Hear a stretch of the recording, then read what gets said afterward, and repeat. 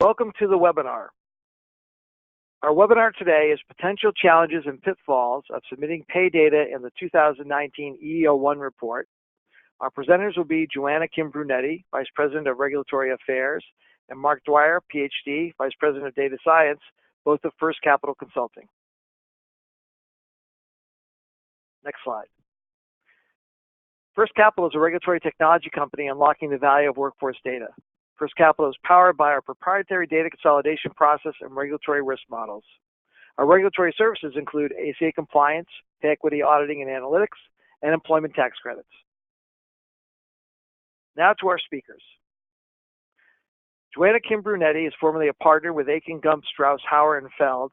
She has over 20 years of experience advising clients on a wide range of employment tax, intellectual property, and other related business opportunities. She brings additional regulatory compliance experience from her pre-legal career in the consulting and aerospace industry. Joanna holds a BSc degree in chemical engineering from the University of California, Berkeley, and a JD from Loyola Law School with honors. Our next speaker, Mark Dwyer, was formerly a senior economic consultant for the Harris Economics Group, where he provided written and oral expert testimony regarding the interpretation of empirical analyses. He has directed data cleaning and the construction of empirical models, among other responsibilities. Mark also worked as a senior economist for Econ1 Research, Inc., and has taught econometrics as an assistant professor at UCLA. He has a PhD in economics from the University of Rochester, an MA in finance from the Wharton School, and a BA in physics from the University of Pennsylvania. I'm now going to turn the program over to Joanna Kim Brunetti. Thank you, Gary. So what we're here to talk about today are some issues dealing with the Component 2 data. And just to provide some background, the Equal Employment Opportunity Commission, the EEOC, basically has the authority to require these annual reports, which will include this Component 2 data. And what this is part of its efforts to enforce equal opportunity laws, and as part of that, to track and research pay discrimination against certain protected groups of employees. So that's kind of the background for the authority of the Component 2 data. Okay, next slide. Now, everyone is familiar probably with the Component 1 EEOC or the EEO-1 report, but Component 2 is the pay portion of it. And this pay data reporting basically started with the Obama administration in 2016. However, when the Trump administration took over, they stayed implementation of it in 2017. It was supposed to go into effect in 2017, but it was basically put on hold. Subsequently, there was a lawsuit which basically lifted that stay, and the Trump administration, through the DOJ, has filed a notice of appeal. And so even though it is pending and it's not clear whether or not this is going to ultimately be permanent, but for purposes of the current deadlines for the 2017 and 2018 reporting year, they are in effect and they need to be complied with. So that's to give you some background in terms of the Component 2 data reporting. So next slide. So what are my obligations? Okay. So we're going to go through this in detail with regard to what the obligations are. And the first step is you're going to need to determine whether or not you are, your company is a company that needs to report. In general, private employers with at least 100 employees have to file this Component 2 data reporting. And 100 employees consist of both full-time and part-time employees. So it's all employees. Now, there are certain exclusions. They include state and local governments, schools, tribes, and certain tax-exempt private membership clubs other than labor organizations. And these private employers in general include federal contractors. Now, one of the things that will come up with a company that isn't basically a single entity is when there are these affiliated entities. And this is going to come into play especially when the affiliated entities combined are over the 100 employee mark, whereas the one entity by itself may not be.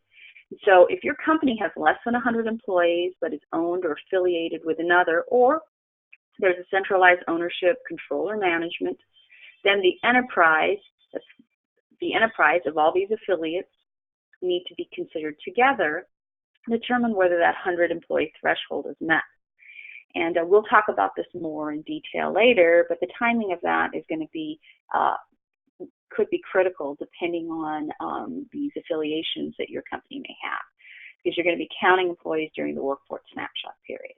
And employers are allowed to choose different periods within the time frame of the last quarter of 2017, 2018, and you can choose different periods for component 1 versus component 2 reporting. So these are things that will be coming into play to determine whether or not you're going to report for component 2 or whether you need to, and for component 2. So one of the kind of nuances that is not perfectly clear is dealing with federal contractors. For component 1 reporting, the threshold is 50 employees, but for component 2, the threshold is for 100 employees. So it's a smaller group of federal contractors will need to report for component 2 as compared to component 1.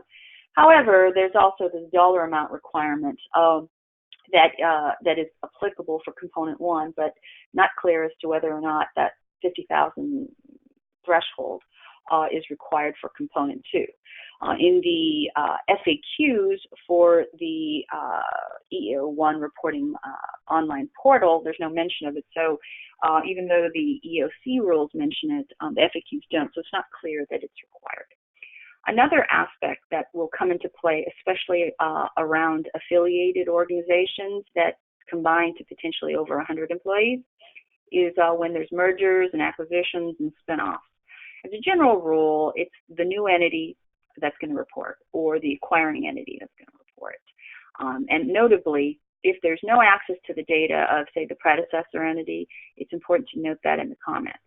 And you'll see in the FAQ further discussion on the rules on mergers and acquisitions and spinoffs. And one of the things that comes into play in particular, because you're doing both 2018 and 2017 reporting, if you depending on the acquisition or the merger, if you met the 100 employee threshold in 2018 only, you wouldn't need to report for the prior year. Okay, next slide. Okay, so once you figure out whether or not you need to report, then you need to start collecting the data. And one of the elements of the component 2 is tracking the employees by annual salary in thousands of dollars divided into 12 unique pay bands. And it corresponds to 10 EEO-1 job categories, and you'll see them listed here. And these are the same categories listed for component 1. The only difference is the numbering is different, but the different types of categories are the same. Okay, next slide. Now, once you're going to be collecting the pay data, and for the different job classifications, and sorted by gender, race, ethnicity, and also the information that you're collecting is the wage information as well as the total hours worked. And as I mentioned before, we're talking about 2017 and 2018 reporting years. Next slide. So what you need to do is, after you've started collecting all the data, you're going to need to familiarize yourself with the NORC Portal. That is the portal for this Nonpartisan Research Institute, NORC, that the EEOC has contracted with to collect this information. You can't do any paper filings. It's got to be through the portal. And Mark will talk about this later, but the input will either be online, directly inputted, or uploaded through a CSV file per the EEO specs. And the component 2 data, once you've entered it in, it needs to be certified. If not, the data will not be accepted, and it's important to note that once you've actually clicked the certification button, that data cannot be altered or resubmitted, so it's important that you make sure all the data is there and it's right before you certify. Now, employers should be receiving their login credentials via email and mail, so you should have that at this point. Okay, next slide. Okay, so let's go to the first poll question. First poll question is your organization confident that it can obtain the required component 2 data? Okay. And when we did the survey last, what we found the results were 45% of the polling folks said yes, 33% said maybe, 7% said no, and 15% said not sure. So, you know, the good news is 45% of the folks in the poll were in the process of gathering the data. And now, mind you, this is due September 30th, and this poll was taken about 6 weeks before that deadline. And so, you know, 45% are in the process. What's more concerning is that the other 55% are still trying to figure it out. They're not confident they're going to get the data in time or not sure. So the majority of the folks are still not sure about the process and what they're going to do about it. And with the deadline looming, now's the time to get ready and understand. Okay, next slide.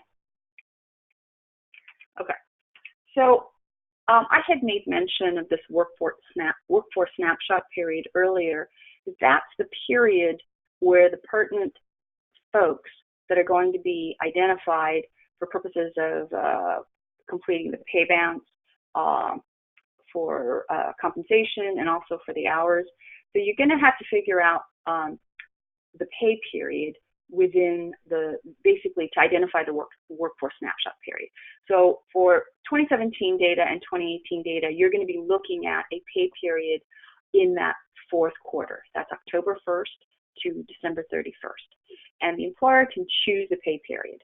Now, depending on the way your company does payroll, it could be weekly, bi-weekly, or semi-monthly, you're going to want to pick one of those pay periods in that fourth quarter for both 2017 and 2018. And notably, you can use different pay periods for 2017 and 2018.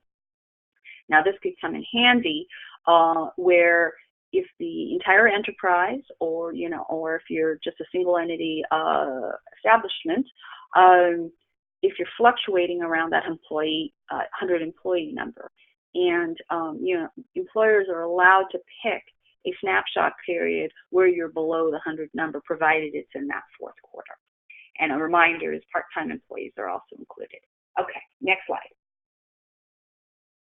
Okay, so once you've actually figured out what workforce period, snapshot period you're going to use, then for all those employees that were identified in that pay period, you're going to take those employees and figure out what their annual salary, their actual salary was for that full year. And so what that's going to be is the W-2 Box 1 wages for the full year. So you've got now the employees that you've identified in the workforce snapshot period, and then for those employees, you're going to look at all of the earnings that they had as reported in the W-2. Okay, next slide. Okay, so for these employees that you've identified, you're also going to be reporting the total hours. And when you're looking at total hours, you're going to have folks who are exempt and non-exempt. If they're non-exempt, you're going to report actual hours. If they're exempt, you have a couple of options. You can list the actual hours worked if you track it, or you can use a 40-hour proxy for full-time employees or 20-hour proxy for part-time employees. So you can use this proxy if you don't actually track your hours, and an employer can actually use a mix and match between the actual hours and the proxy if only a portion of the employees are tracked. And notably, the hours worked that you're tracking are to exclude hours for paid leave, and those would include sick, vacation, and holidays. Now, a lot of payroll systems don't identify which hours are for paid sick leave versus just paid for hours worked. And so you can, in the comments section, identify that the hours worked do include paid leave as well. But the value of actually excluding that and segregating out hours for paid leave versus hours for actual work may come into play later when you are actually trying to defend against a pay discrimination claim. So having that information in there is, basically segregating out that information is important. Okay, next slide. Okay, so what I'm showing you is a snapshot of the Component 2 data format. And so as you can see, well, this one is only for that first of 10 job categories. This is the executive, senior level, officials, and managers, and for the 12 pay bands. So you have it under job category and the number of folks within each of the salary compensation bands for the different types of categories. And you'll see the first category is Hispanic or Latino, and how many are male and how many are female. And then separately, for the non-Hispanic or Latino, the different races and grouped by male and female. Okay, and then so there's one for each of the top of the 10 categories, and then you'll see in the last column you end up totaling it. Okay, so next slide. And I want to spend a little bit of time on this multi-establishment reporting because that can get complicated. So, we talked earlier about all establishments within a single enterprise on whether or not that meets the 100-employee threshold to determine whether you have to file in the first place. So assuming that you have met it, there's multiple establishments. There are certain rules in terms of what reports need to be submitted depending on the size and the type of establishment that you have. So for each establishment with 50 or more employees, for your enterprise, you're going to be looking at a consolidated report, that's a type 2. The headquarters report, type 3, and for each establishment with more than 50 employees, that's type 4. Next slide. And for those establishments with less than 50 employees, you can choose for the establishment report an option of using a type 6 report or a type 8 report. And the type 6 report basically is basically a list.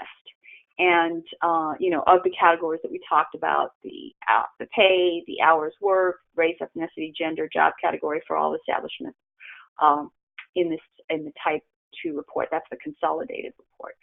And then the establishment report, type 8, that's an alternative to the type 6.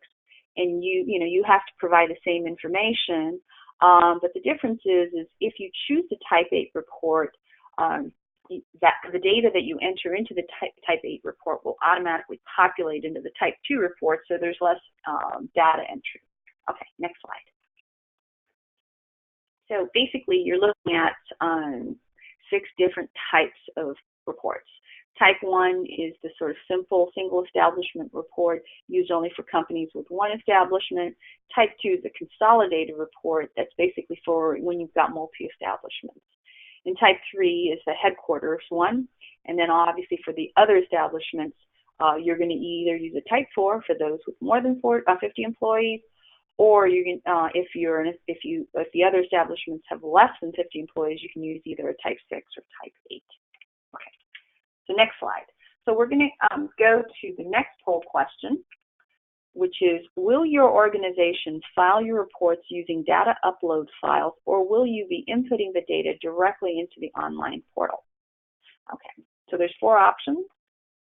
And our survey that we took recently, the answers were 36% they will be inputting the data directly into the portal. The next biggest one, 34%, was they haven't decided. 23% was going to be using CSV data files.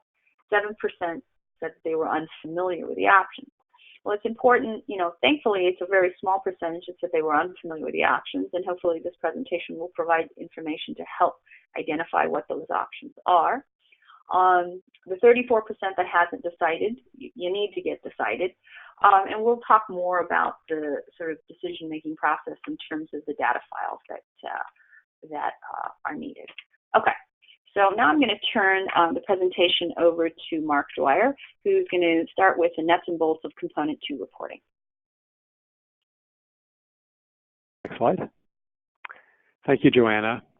I'm going to speak today about some of the specifics of the structure of your Component 2 data submission, and also provide an example of some methods for identifying compensation differences that the EEOC may be applying to your data, so that you have some sense as to what they're going to be doing with your data, or maybe doing with your data once they receive it. But first I'd like to note where there are some resources available to you.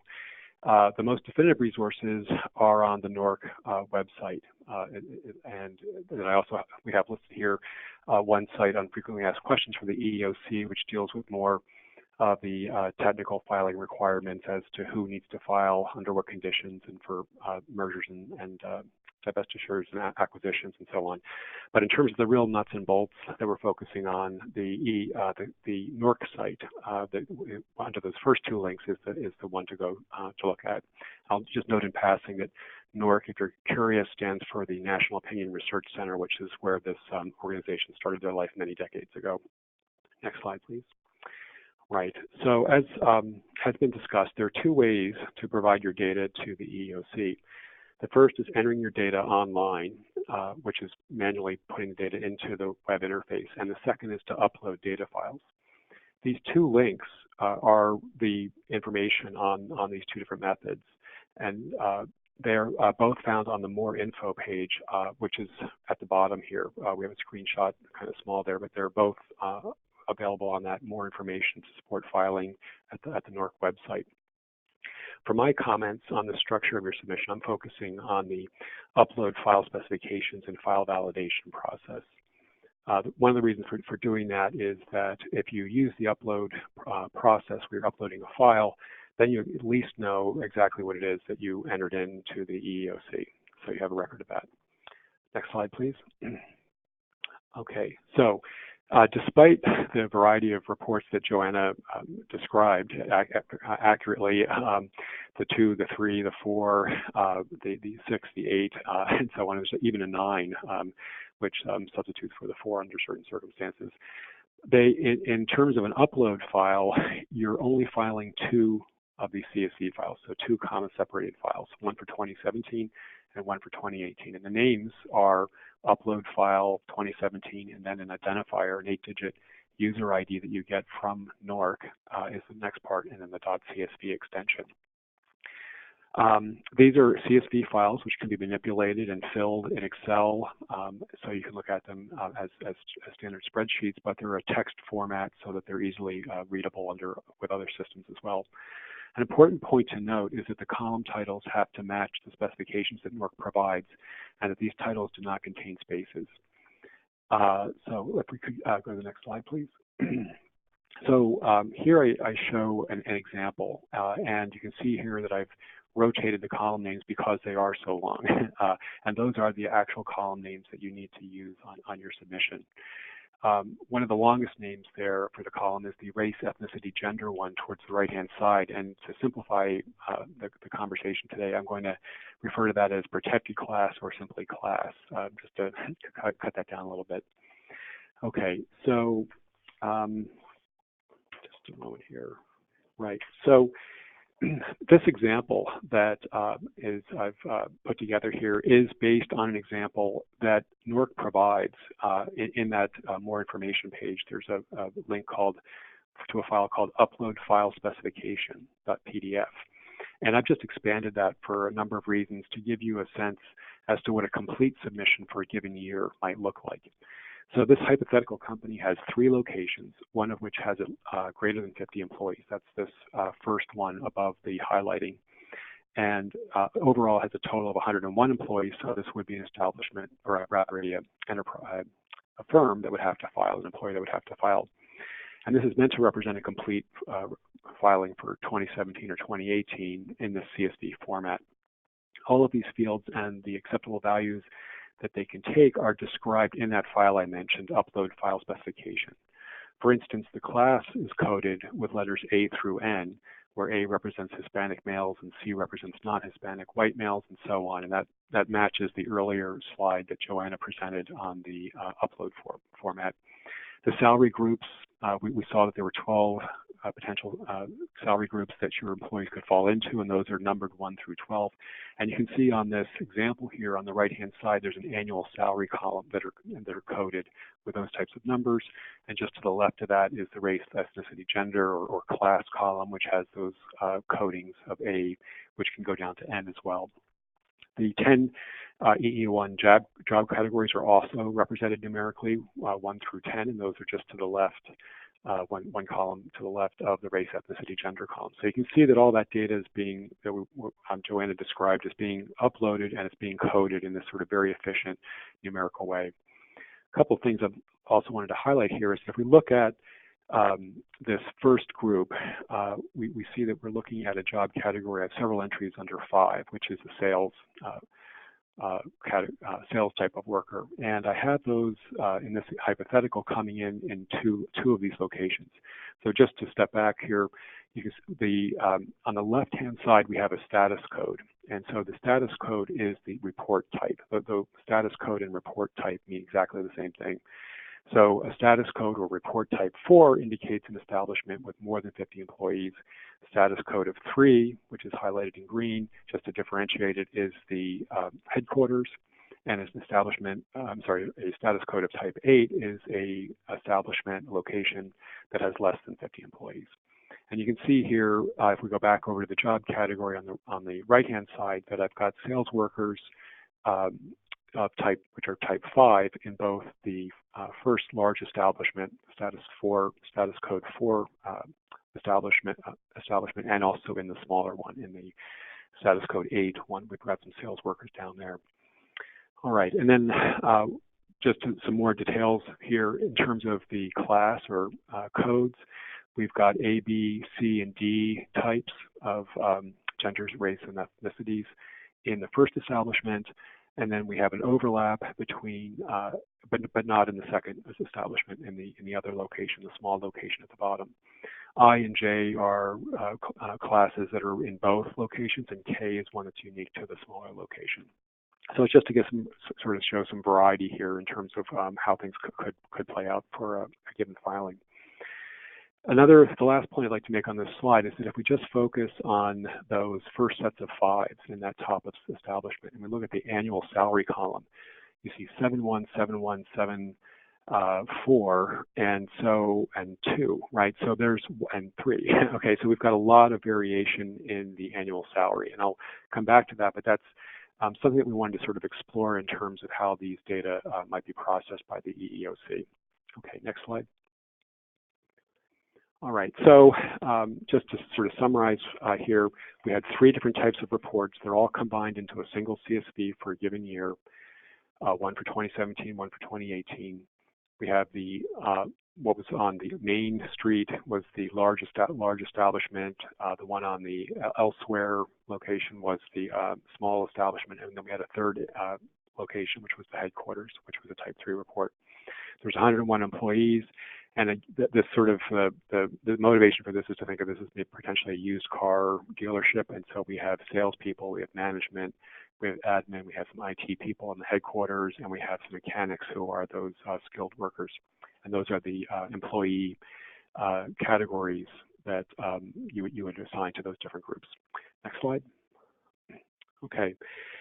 So one of the things that differs from the file layout for the entering the data online versus the file upload that we're focusing on is that you saw that the upload is very condensed. There are no zeros. There are no missing values or empty spaces. And in fact, the submission is checked for that. So you don't code that you have none of class J at a given location. You just put in the ones that you do have. And you only include the salary groups and the employee, the job categories that you have at a given location. All right, next slide.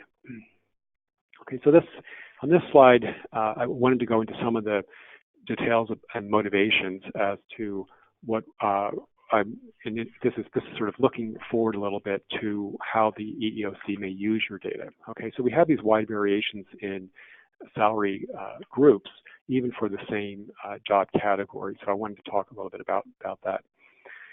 This slide is describing how the example was generated. So just stepping back, there are many justifiable factors that could drive compensation differences. Most of these are not addressed in the Comp2 filing. To the extent that the EEOC reviews your submission to assess compensation differences, they are not going to be able to control for most legitimate business factors affecting compensation differences. This is why we recommend that employers conduct a preemptive pay equity audit so they can quickly respond to EEOC findings of apparent wage differences with the real story as to what might be driving those differences. The only factors that the EEOC is considering in your Component 2 submission are very broad ones, so there's broad job categories and then total hours. What the point of this example is to focus on how compensation varies with total hours, because that is something that the EEOC is actually collecting. Looking ahead to subsequent slides, what types of compensation comparisons that the EEOC may conduct will be, the question is, what type of comparisons that they will be potentially making will correct for pure hour differences. So leaving aside all the things that a pay equity audit would be able to control for, even in terms of the data, the limited data that the EEOC is collecting, what types of compensation comparisons will correctly control for differences in hours. If we look at the annual column, which is, I think, about fourth from the right in this slide, on the right-hand side of the green line, a few columns over from that, you can see that in the main location, the main street location, the top rows here, that under annual, the sales force, those numbers are all 70. What that is representing is that they're all receiving the same annual compensation of $70,000 a year. Okay, so why are they ending up in different salary groups? So in this main location, we've got salespeople at $70,000, mechanics at $60,000, admin people at $45,000, and managers at $90,000. So we do have differences in salary groups by these job categories. But the question is, why do we have such wide variation in this example within sales itself? And you can see right next to annual, we have the months column. And what I'm proposing there is that we have that sales has a high turnover rate in this business, and that for one reason or another, there are class differences, race, ethnicity, gender differences in who is hired at what time during the year. And that's reflected in the number of months for which they were working. And for some of them have only been working for 2 months, others for 3 or 4 or 5 or 6 months. And that's what's driving down their W-2 reported income. They've just not been in your data for very long. They've not been employees for very long. And so that's what's giving rise to these examples of salary group variation within the same job category.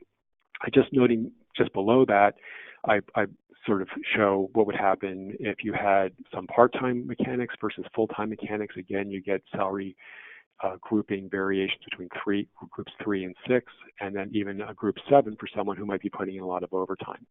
So those are some of the sort of real-world motivations for why W-2 could vary. There are other things that, but what's important about these is that the hours are varying here, and so EEOC should be able to correct for this. Okay, we want to see what methods they might be using that should be able to do that.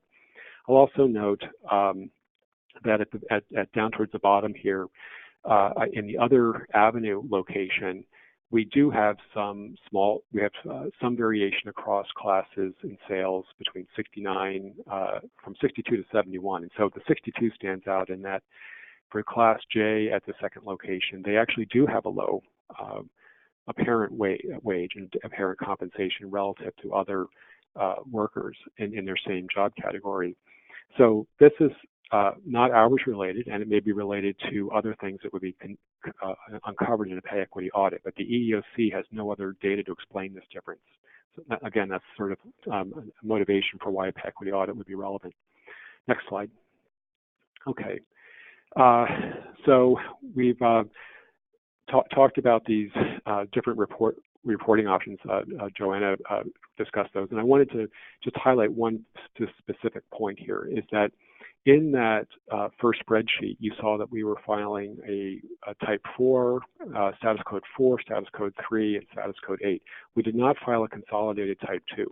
That is done for you automatically if you use type 8 reports. The only time that you need to file a consolidated report explicitly as part of your CSV file, the only time you would have to include that is if you use the one line, just total employees at a given establishment for your less than 50 employees. That's the type 6 report. So type 6 is just a one-liner. It just says, okay, at this establishment, we've got 35 employees. And that's it. Well, if you file those for establishments, then you've got to file manually, add to your CSV file this type 2 report. So now if you have a whole bunch of many small establishments, it might be more efficient to organize the data that way, but then you're filing that additional report. If you opt for the type 8 report, which gives the detail for each of your establishments, you can see what the type 2 report is that NORC and EEOC are constructing from your data, and that's on this next slide. So right for our example. So just, yes, next slide, please. So this is just a pivot table from that spreadsheet that we saw previously, and it's just summing total employees and total hours by salary group and race, ethnicity, gender, and job category across establishments. Okay, so that's going to be that's effectively what your consolidated report would look like. So you have those numbers, they're readily available, and you would know that what NORC and EEOC are looking at for that. Okay, next slide. All right. So before moving on to how your data might be used, I just wanted to touch on the data validation process. You need to certify your data submissions, and as part of the submission process, your data will be checked.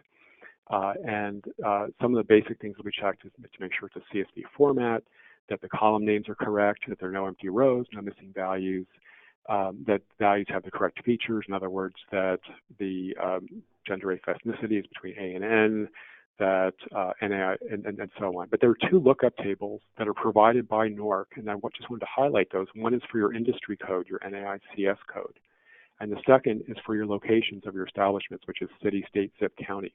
There are lookup tables, and they're checking your submission relative to those lookup tables. So you ought to use those lookup tables just to make sure everything lines up. Finally, if you did opt for a Type 6 small establishment report instead of the fuller Type 8 small establishment reports, and then you're submitting that consolidated report as well, they're going to check those against each other to make sure that those add up, just like we saw with that pivot table previously. So there'll be that additional check on your data if you go with a Type 6 report. Next slide. Okay. So this is now getting at how your data may be used by the EEOC, how it may be processed, and how your compensated data may be looked at in terms of potential compensation disparities between different protected classes. The source for the information I'm discussing right here is a pilot study that is available on the EEOC website, and we can put up a link to that later. That was done in 2015 by Sage Computing, and if you just Google EEOC pilot study Sage Computing, you'll probably pick it up right away. Next slide. Okay, so this sort of is giving you a sort of a broad overview of how your data may be used, and there's sort of two different dimensions to that. There's the calculations that might be done. We'll be looking at three measures of the magnitude of apparent compensation difference and the statistical significance of those differences. So just to sort of give an overview of those, across protected classes within the same job category, what the EEOC might look at is how does the average salary group vary across protected classes? How does the distribution of salary groups vary across protected classes? And then how does the midpoint average wage of protected classes vary? Okay, we'll also look at a fourth method that seems to provide more guidance regarding those average variation, but is not as part of the pilot study. The EEOC, so that's the first point, it's like what kind of calculations the EEOC may be doing. The second point, though, is to realize that you're part of a larger whole. The EEOC is collecting a lot of data across companies, across industries, and so we'll likely look at your results and your apparent class wage disparities with respect to across your establishments. Do they vary from one establishment to another within your company, across within your industry? Okay, how do you stand out and rank relative to your industry within a geography? Okay, firms in your same area. So there are these sort of meta-analyses or macro-analyses that the EEOC you should anticipate that they're conducting. It's hard to give much input into that except to make you aware of it. Okay, next slide, please. Okay, so to sort of discuss these different quantitative methods for assessing compensation disparities, I'm looking at a particular example. I'm looking at the salespeople in the consolidated or implied consolidated report from your EEOC filing, or from the example EEOC filing. Okay, so what we see here, I've arranged the data from the consolidated report by class across as the different columns, and then by salary group, and then we're just counting the individuals in those different cells. So how many of the Hispanic males, class 8, are in salary group 7, right? So there are 12 there. And then there are 6 in salary group 1. And we know why that is. It's because they started, they didn't have much time with the company in that year. Well, nevertheless, one of the first thing that the EEOC could look at is, well, what is the weighted average compensation group, salary group, for each of these classes? And that's what is listed there under that first table as weighted average comp. So what we see there is that classes C and K turn out to seem to have the weighted average highest comp rates, okay, relative to others, and that there's a pretty big variation from 3 to 7 for these average comp rates. Now, what's important to keep in mind, though, is that we're not accounting for hours here at all, right? But this is something that could be looked at, is sort of this comparison of average compensation. And that we know, since we know how the data was constructed, that for classes A, B, C, and D, that they have identical annual salaries, right? That we're just looking at differences in hours as driving these differences in the average compensation. And that in fact, Group I only differs slightly from those other ones as well. J does have a legitimate difference. That's the one that had the $62,000 employees at that second location. Okay, now right below those average weighted compensations is the second type of test, which is looking across the distribution of how employees fall between these different salary groups. How comparable are those, or how different are those? And what we see here is that there's, in the red, they're highlighted very low, what's called p-values, which are highly statistically significant. So this is saying that these distributions of compensation are very different across these classes. Okay, so that again might be a flag for the EEOC. But again, they're not even using the hours data in these kinds of analyses yet. So we're going to get to that in just a minute. Right. So let's go to the next slide. So we'll take a look at hours. Okay. So here, the first step in taking into account hours would be to compute hours per employee within each of these categories. So within each class and salary group and job category, what are the average hours? So that's what's in column F. And then as we go to then one particular calculation that can be done here is to look to say, okay, so how do we bring hours into this? Well, in order to bring hours in, we need to take total comp and divide by hours to get an effective wage. Okay, so an effective wage per employee. So one way of approaching that is to take the midpoint, which is under the mid-comp column, and divide that by these average hours. And what that produces is the final right-hand side column, mid-wage. So that's sort of a midpoint wage for each of these groupings that we're looking at from the EEOC. So the question is, what do we see when we look at these mid-wage groupings? Now we're controlling for hours. And so, for instance, in this first row, we have this grouping that was in an annual salary group of 1, which is very low, right? So the salary group was the low salary grouping, but their hours are very low. And so in effect, we've boosted their wage substantially. Right now on the right-hand side, you can see that top row is $42, right? So they're no longer looking like they're undercompensated. So what does the picture look like now? If we can go to the next slide. Okay.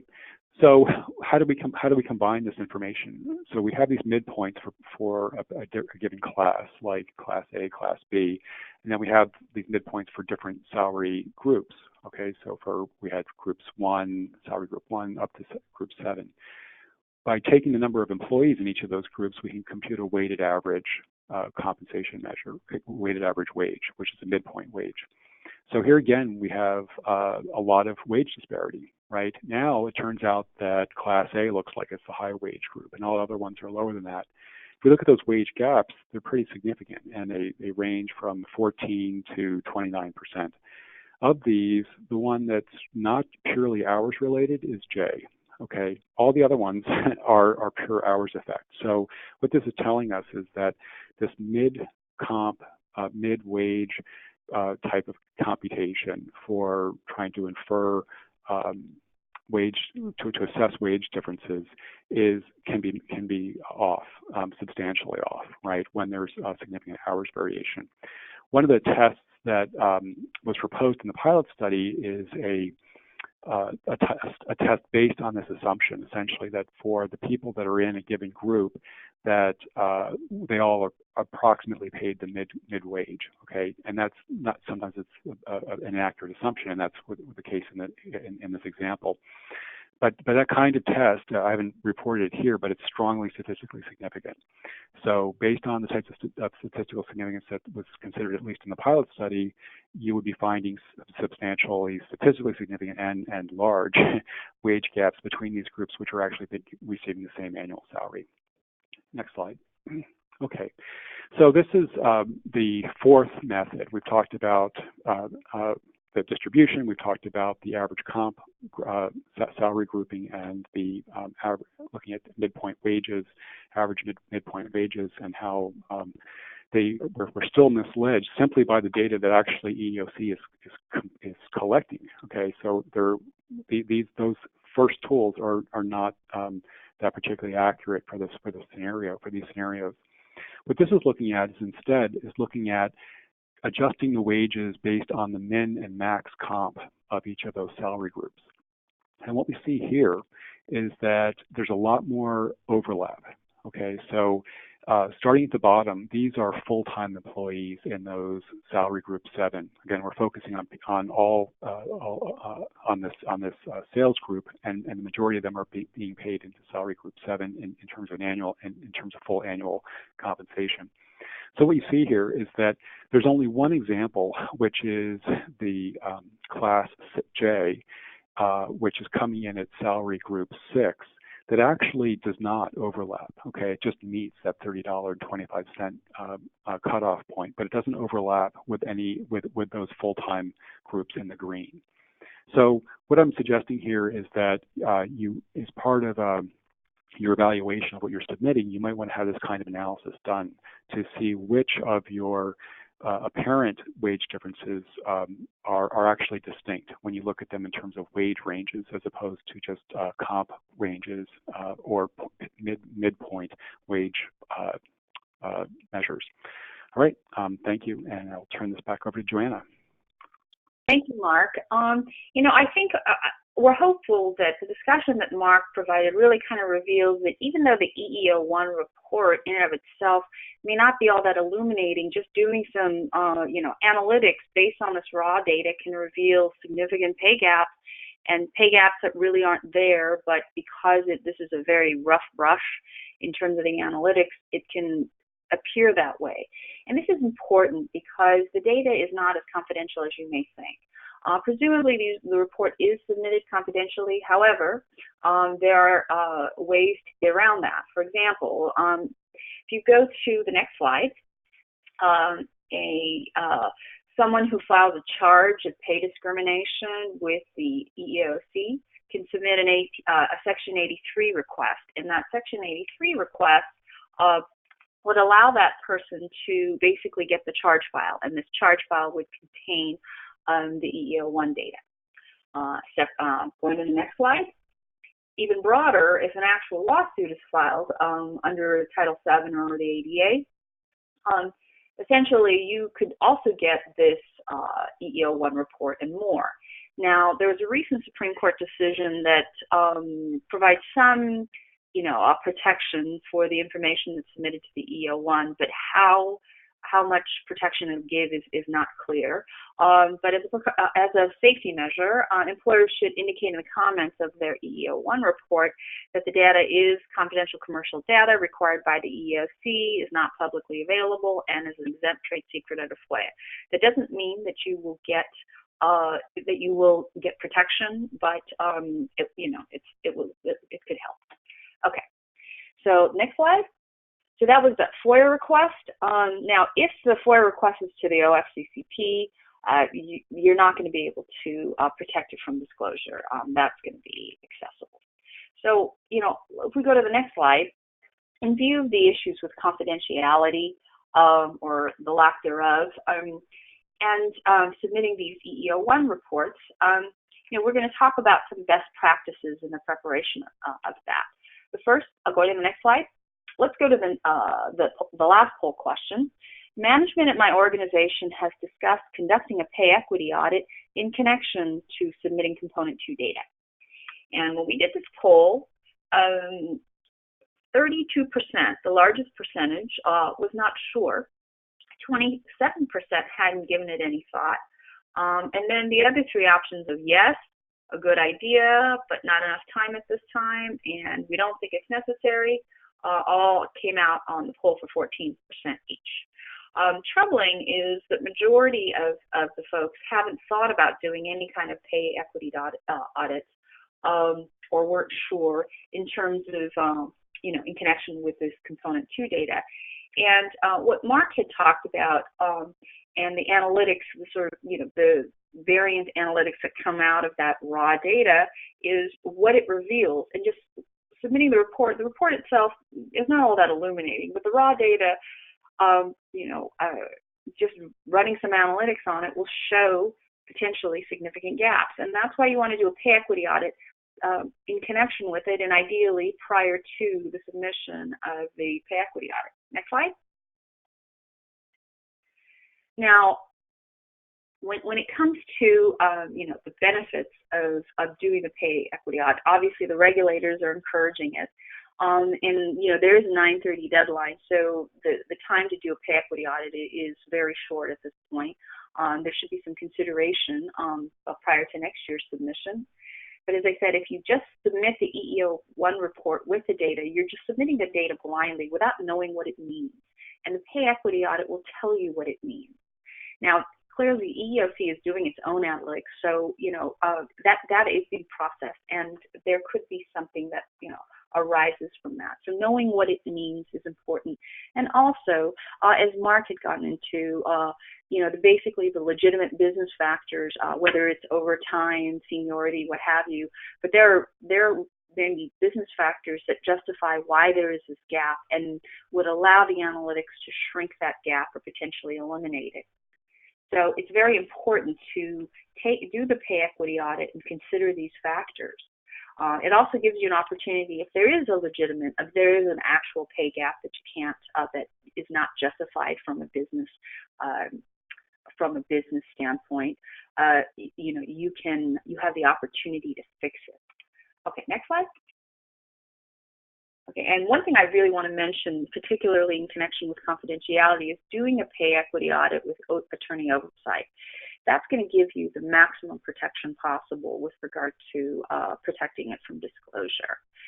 So if you have an attorney oversee the process, you will maximize your opportunity to prevent it from disclosure. And now the EEO-1 itself is not privileged. The pay equity audit done through an attorney oversight may be. Okay.